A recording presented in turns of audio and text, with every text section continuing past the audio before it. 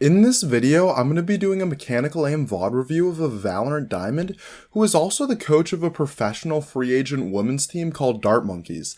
Basically, this video is just a highlight video of one of my coaching sessions. While this VOD was from a coaching session, I put a link in the description to a Google form you can use to submit aim VODs to me for future videos. This can be anything like a Kovaaks VOD or some gameplay, assuming the gameplay is mostly just showing mechanical performances and not like a full-length game of you wandering around the Apex map, taking one gunfight and dying.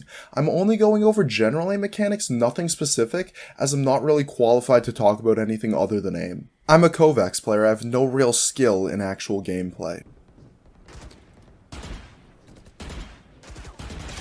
So this first death really showed a lack of an ability to aim at moving targets. This can be trained in typical dynamic scenarios like WPV multi-peak ascent and just a horizontal heavy passive variant. As you can see, her crosshair never really held the Phoenix for more than a frame or two. So what we have here is a typical lack of fast, precise adjustments. This is a really standard issue in Valorant players, and to be honest, it's something everyone in this game should be working on. In this specific example, I'd recommend running something along the lines of like 6-sphere hipfire Voltaic. Something smaller could help, but it also may be unnecessarily difficult. It would really depend on the person.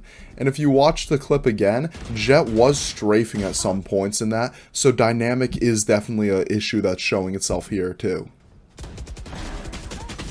Now, it's always hard to kill two people when you're right between them, and that's just how the game works. But this specific clip shows a slow 180 and an even slower micro adjustment. For this, I'd recommend a variant of target acquisition flick and pressure aiming, as the overall motions were just too slow to even stand a chance. And also some practice with making 180s could be extremely useful. Something cool that Noted does is he goes into the range and waits for the bot sound and then does a 180 and reacts. Obviously, his time is limited on this, so it forces him to learn to aim faster. I'd recommend this to anyone with this issue.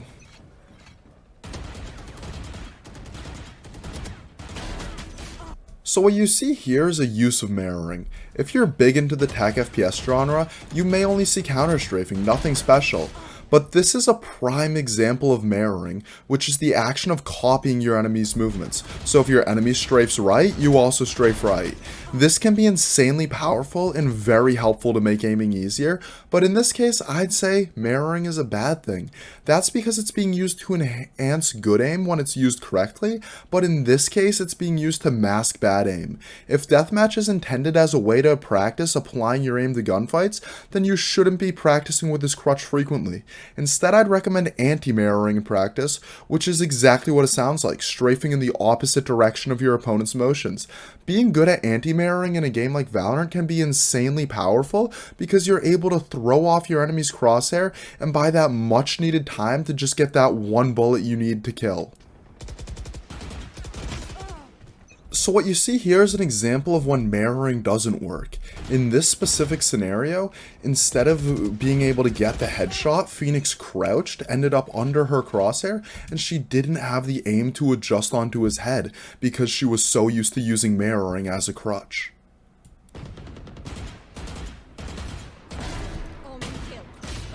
Here's another example of the mirror crutch working, but a wide-angled flick not working. In my opinion, her wide-angled flicks are much less an issue than the quick adjustments that have to follow them, as you typically can't have one clean motion to a target you can't see, and her wide-angled flicks are much faster than the small-angled adjustments. Cooler TAF and normal micro-adjustment scenarios would be ideal for training this.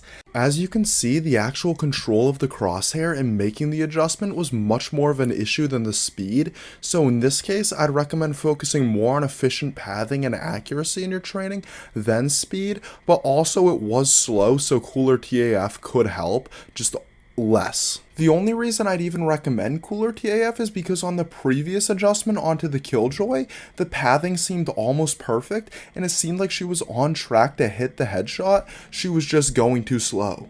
You can also see that there was an attempt to strafe and mirror crutch onto the Sage, but between the amount of time spent on the wide-angled flick and the amount of time spent on the adjustment, there was just no time left to mirror. Sage already lined up the shot and just needed to take it. Thanks for watching, subscribe for more aim training content.